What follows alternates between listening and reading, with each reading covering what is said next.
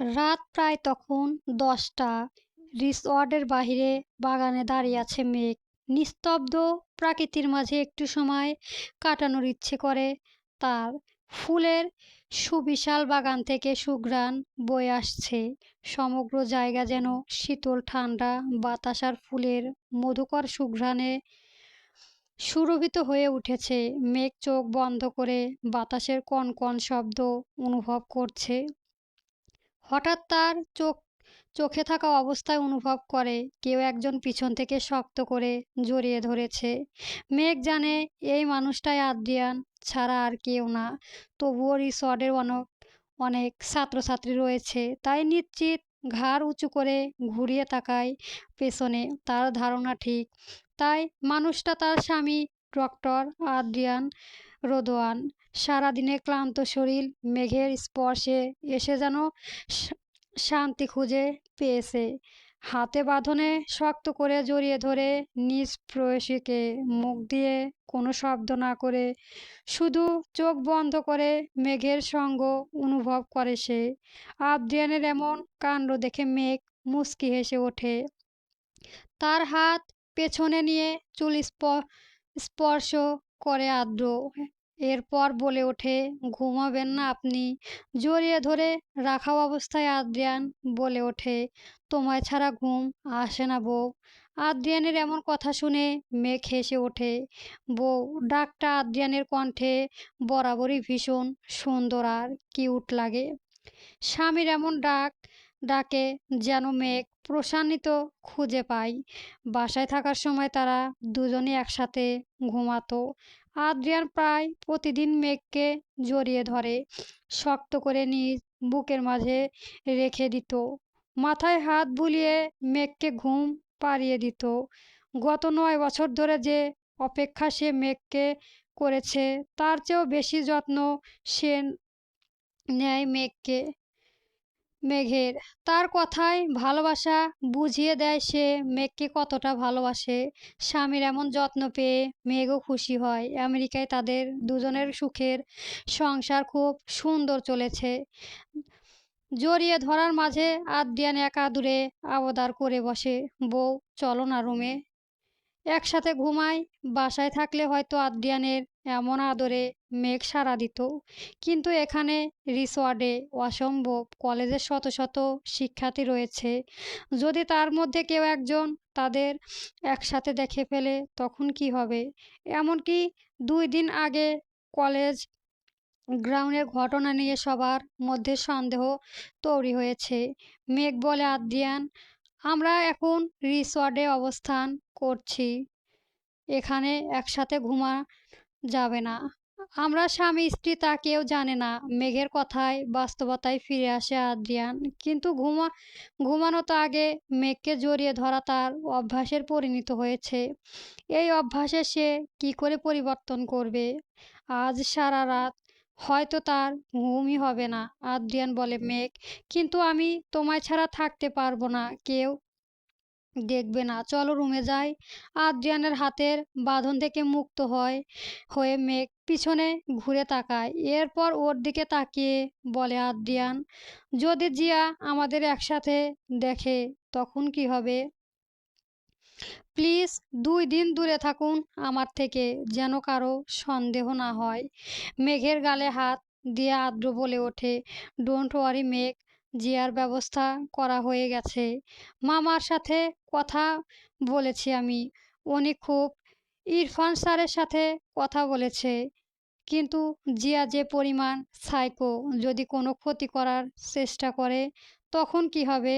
আবদিয়ান মেঘকে সান্ত্বনা দিয়ে বলে ওঠে, মেঘ তুমি টেনশন করো না, জিয়া যতই চেষ্টা করুক না, আমি সবসময় তোমাকে ভালোবাসবো। আমার প্রিয় বউ মালিহা জান্নাত মেঘকে। মেঘ আদ্রিয়ানকে জড়িয়ে ধরে বলে ওঠে, আমিও সারা জীবন শুধু আপনার হয়ে থাকবো আদ্রিয়ান। কোনো তৃতীয় ব্যক্তি আমাদের স্বামী স্ত্রীর সম্পর্কের মাঝে আসতে পারবে না। কিন্তু হঠাৎ তাদের দুজনের খুনসুটির মাঝে মেঘ খেয়াল করলো দেওয়ালের অপর পাশে লুকিয়ে এক ছায়া তাদের দেখছে। মেঘ মাথা উঁচু করে তাকায় সেই দিকে, কিন্তু তখন কোনো ছায়া দেখা যায়নি। তবে কি মেঘ ভুল দেখেছে, না সত্যি তাদের কেউ লুকিয়ে দেখছিল? মেঘের চিহ্নিত মুখ দেখে আদ্রিয়ান বলে, কি হয়েছে মেঘ, কি দেখছো ওদিকে? মেঘ মাথা নাড়িয়ে না বলে, না কিছু না। দেওয়ালের অপর পাশ থেকে লুকিয়ে এতক্ষণ ধরে তাদের দেখছিল জিয়া। রাগে হিংসা তার শরীর জ্বলে পুড়ে ছারখার হয়ে যাচ্ছে। কত বড় সাহস তার থেকে সত্যি লুকিয়ে রাখা! মেঘ আর আদ্রিয়ান স্বামী স্ত্রী সেটা সে জানতো না। তার প্রথমে সন্দেহ হয়েছিল যখন আদ্রিয়ানকে মেঘের যত্ন করতে সে দেখছিল, কিন্তু যখন ফারহানের প্রপোজে মেঘ রাজি হয়েছিল তখন তার ধারণা ছিল মেঘ ফারহানকে ভালোবাসে। আদ্রিয়ান আগে বলেছিল সে বিবাহিত, তার নাম হলো মালিহা। কিন্তু জিয়া জান জানতো না মেঘের আসল নাম মালিহা জান্নাত মেঘ। হঠাৎ আদ্রিয়ানের ব্যবহারে এমন পরিবর্তন হয়েছে এই কারণে জিয়া এখন বুঝতে পারছে জিয়ার সন্দেহ কখনো ভুল হয় না, কিন্তু এত সহজে তাদের একসাথে সংসার করতে দিবে না সে, অসম্ভব। আদ্রিয়ান শুধুমাত্র তার এ জীবনে যখন প্রথম আমেরিকায় ভালোবেসেছে তখন তার আদ্রিয়ানকে চায়। যদি এর জন্য মেয়েকে খুন করতে হয় তবুও তার হাত কাঁপবে না। আদ্রিয়ানের ভালোবাসা পাওয়ার মাঝে সবচেয়ে বড় বাধা হলো এই মেঘ। যদি এই মেঘই বেঁচে না থাকে তবে আদ্রিয়ান কাকে ভালোবাসবে? অবশ্যই তাকে। মেঘকে সে মারতে চায়নি, কিন্তু এখন বাধ্য। জিয়া দেওয়ালে এপাশ থেকে সামনে দিকে তাকায়। বাগানে একে অপরে জড়িয়ে ধরে আছে মেঘ আর আদ্রিয়ান। আদ্রিয়ানের বুকে মাথা রেখে শান্তি নিঃশ্বাস ছাড়ে, কিন্তু এই শান্তি আর একান্ত মুহূর্ত তাদের বেশি সময় দীর্ঘস্থায়ী হবে না। জিয়া বেঁচে থাকতে জিয়া শয়তানি হাসি দিয়ে তার রুমে চলে যায়। মেঘকে খুন করার পরিকল্পনা করার জন্য রুমে গিয়ে বিছানায় শব্দ করে ধপ করে বসে পড়ে জিয়া। তার মাথায় এখন প্রতিশোধের নেশা মত্র হয়ে গেছে। কি করে খুন করবে সে মেঘকে, কি করে? তাদের দুজনের একসাথে সে থাকতে দেবে না। আমেরিকায় আসার পর আদ্রিয়ানকে সে আগে ভালোবেসেছে, তবে মেঘ কেন তার জীবনের কাঁটা হয়ে আসবে? আর জিয়ার রাস্তা কাটা হলে ওই কাঁটা কি কেউ উপড়ে ফেলতে হয়? তা জিয়া জানে। জিয়া ভাবনার মাঝে হঠাৎ তার ফোনে কল আসে তার বাবা ইরফান সাহেবের। পাশে বিছানা পড়ে থাকা ফোন উঠিয়ে জিয়া চিৎকার করে বলে ওঠে, আব্বু, তুমি জানো আদ্রিয়ান আমাকে ভালোবাসে না আব্বু। ও ওই মেয়েকে ভালোবাসে, মেঘ ওর বউ হয়। আদ্রিয়ান আমার সাথে চিটিং করেছে। ওর সাহস কি করে এমন করার? জিয়ার রাগ আর জেদের কথা ইরফান সাহেব জানে, কিন্তু এখন জিয়ার কথায় সায় দেওয়ার বিপদ। যদি জিয়া মেঘের কোনো ক্ষতি করে ফেলে তখন কি হবে? মিলন সাহেবে তার ব্যবসার সবচেয়ে বড় শেয়ার হেলদার। উনি যদি ব্যবসা থেকে সরে দাঁড়ায় তবে বিজনেসে শেষ হয়ে যাবে তার। তাছাড়াও খুন করার অপরাধে জিয়ার শাস্তিরূপ জেল হবে। একমাত্র মেয়েকে হারাতে চায় না উনি। জিয়াকে শান্ত করতে ইরফান সাহেব বলে, জিয়া আমার আম্মু, শান্ত হও তুমি। আদ্রিয়ান তোমায় ভালোবাসে, মেঘকে নয়। আদ্রিয়ানকে তোমার কাছে এনে দেব আমি। কিন্তু ইরফান সাহেবের কোনো কথা কানে তুলল না জিয়া, কারণ সে জানে সব মিথ্যা। আদ্রিয়ান মেঘকে ভালোবাসে, আর ওই মেঘ তার সবচেয়ে বড় সমস্যা। জিয়া বলে, না আব্বু, তুমি মিথ্যে বলছো। আদ্রিয়ান আমায় ভালোবাসে না। তুমি ওকে কখনোই আমায় এনে দিবে না।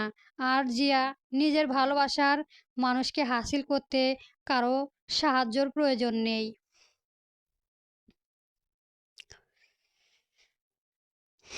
ভালোবাসা ছিনিয়ে নিতে সে জানে, তাই আমি জানি কি করতে হবে আমার। জিয়া কথা শুনে ইরফান সাহেব তাকে ধমক দিয়ে বলে, জিয়া তুমি পাগল হয়ে গেছো? কি বলছো এইসব? কি করবে তুমি? জিয়া প্রতিশোধ সময় কণ্ঠে হুংকার দিয়ে বলে ওঠে, খুন করব আমি। খুন? ইরফান সাহেব বলে ওঠে, চুপ কর জিয়া, খুন করবে মানে? তুমি মেঘকে খুন করলেও আদ্রিয়ানকে পারবে না, বরং তোমার জেল হবে, ফাঁসি হবে। জিয়া ইরফান সাহেবের কোনো কথা শোনে না। তার মধ্যে থাকা রাগ, জেদ এখন পাগলামিতে রূপান্তর হয়েছে। জিয়া যতক্ষণ না মেঘকে খুন করবে তার শান্তি হবে না। অসম্ভব। যদি মেঘকে খুন করার অপরাধে তার মৃত্যু তো শাস্তি হয়, তবুও সে রাজি। জিয়া বলে, যদি আমার শাস্তি হয় তবুও আমি রাজি, কিন্তু মেঘকে আমি খুন করব। ড্যাড ফোনের ওপাশ থেকে ইরফান সাহেব শুধু বারবার না না বলছে, কিন্তু জিয়া শুনল না। মুখের উপর কল কেটে দিয়ে বিছানায় ছুঁড়ে মারে ফোন। তার রাগ চোখ মুখের উপর উপোস পড়ে। আজকে সে খুন করবে মেঘকে। রাত 12টা নয়, পাশাপাশি 2 সিট, এক বিছানায় ঘুমিয়ে আছে নুহা, আর অন্যটায় মেঘ। বালিশে মাথা রেখে শান্ত হয়ে ঘুমিয়ে আছে মেঘ। মাত্রই তার চোখ ঘুম এসেছে, ঠিক তখনই দরজা কড়া নাড়া শব্দে তার ঘুম ভেঙে যায়। বালিশের নিচে হাত দিয়ে দেখে রাত তখন প্রায় 12টা। এত রাতে কেউ দরজা নক করেছে, পরিচিত কেউ। পুনরায় দরজায় নক করার শব্দ শুনে মেঘ বিছানা ছেড়ে উঠে দাঁড়ায়। এরপর ধীরে ধীরে পা ফেলে এগিয়ে যায় দরজার কাছে। একটু দ্বিধা নিয়ে দরজা খুলে সামনে জিয়াকে দেখে অবাক হয়ে যায়। মেঘ বলে, জিয়া ম্যাম, আপনি এখানে কি করছেন এত রাতে? মেঘকে দেখে জিয়া 2 ঘন্টা আগের ঘটনার কথা মনে পড়ে যায়। বাগানে আদ্রিয়ানের সাথে মেঘকে একসাথে দেখার দৃশ্য তার চোখে সামনে ভেসে ওঠে। রাগে শরীর জ্বলে ওঠে জিয়ার। এক্ষুনি গলা টিপে খুন করার ইচ্ছে হয় তার মেঘকে, কিন্তু নিজের রাগকে নিয়ন্ত্রণ করে সে। মেঘকে এখন মারা যাবে না। জিয়া শান্ত হয়ে হাসি দিয়ে বলে, মেঘ, আমার ফোনে চার্জ নেই, আব্বুকে ফোন করা উচিত আমার। জরুরি কথা বলার ছিল, তাই বাহিরে যেতে চাই, কিন্তু একা বাহিরে যেতে ভয় করছে আমার। জিয়ার কথা শুনে প্রথমে অবাক হয় মেঘ। এত রাতে কি কথা বলার আছে? ইরফান স্যারের সাথে তার, আর ফোনে নেট নাই মানে? মেঘ একটু আগেও ফোন চেক করেছিল, তখন ফোনে নেট ছিল। এখন থাকবে না কেন? জিয়া একা একা এখানে চলে এসেছে, কিন্তু বাহিরে যেতে ভয় পায়। জিয়ার উপর সন্দেহ হয় মেঘের। ও কি সত্যি বলছে না মিথ্যে? মেঘ বলে ওঠে, জিয়া, রিসর্টের সব ফোন নেট আছে, কিন্তু তোমারই নেই। তার আর এত রাতে তুমি ইরফান স্যারের সাথে কি কথা বলবে? রাত 12টার সময় জিয়া বুঝে যায় মেঘের তার উপর সন্দেহ হচ্ছে। জিয়া বলে, মেঘ, আসলে আমার আম্মু অনেক অসুস্থ, তাই আব্বুর সাথে ফোনে কথা বলবো। আম্মু এখন বর্তমান শরীর কেমন আছে তাই জানতে চাই। জিয়া এই কথাও মেঘে বিশ্বাস হয় না। মেঘ বলে, তুমি দাঁড়াও, আমার ফোনে নেট আছে, তাই দিয়ে ইরফান স্যারের সাথে কথা বলবে। না মেঘ, অসম্ভব। না, তুমি একটু বাহিরে এসে দাঁড়াও। জিয়ার কাজে মেঘের যথেষ্ট সন্দেহ হয়। এই জিয়ার কোনো কথা সহজে বিশ্বাস সে করে না। তাছাড়াও হঠাৎ এত রাতে তার মেঘের রুমে আসার কারণ কি? জিয়া যে পরিমাণে সাইকো মহিলা, যদি আদ্রিয়ানের সাথে মেঘকে একটু হেসে হেসে কথা বলতে দেখে তবে খুন করার পাগল হয়ে উঠবে। তাই এখন মেঘের যাওয়া উচিত হবে না। মেঘ বলে, না জিয়া, তোমার সাথে এখন কোথাও যেতে চাই না আমি। সরি। মেঘ এই কথা বলে দরজা বন্ধ করে তার রুমে যাওয়ার জন্য পা বাড়ায়। তখনই হঠাৎ পিছন থেকে জিয়া তার মুখে কাপড় চেপে ধরে। মেঘ যেন কিছুই বুঝে উঠতে পারে না, শুধু তার হাত দিয়ে নিজেকে ছাড়ানোর চেষ্টা করতে থাকে, কিন্তু পরে পারে না। বিছানায় শুয়ে থাকা নুহাকে ডাকার জন্য মুখ খোলে মেঘ, কিন্তু পারে না। জিয়া চোখে ইশারা করার সাথে সাথে দরজার আড়াল থেকে 5-6 জন কালো মুখোশধারী লোক এসে ওর মুখ চেপে ধরে।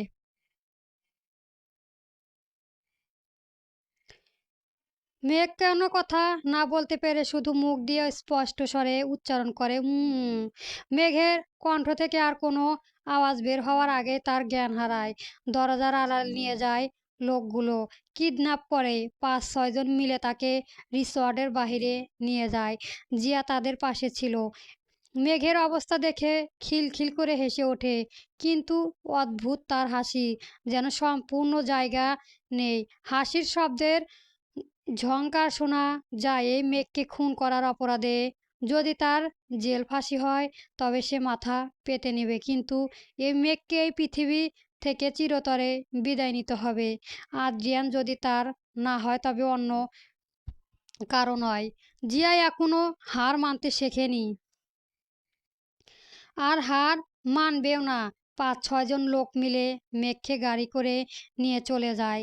জিয়া গাড়ির মধ্যে বসে মেঘের মুখের দিকে তাকায়। তার হাতে শক্ত ধারালো ছুরি। মেঘের গলা বরাবর ছুরি ধরে জিয়াই বলে ওঠে, মেঘ, তোকে ধ্বংস নিজ হাতে লিখবো আমি। খুন করব তোমায় আজ রাতে, দেখি কে বাঁচায় তোমায়। গল্প তোমার নামে নীলছে তারা, চলবে।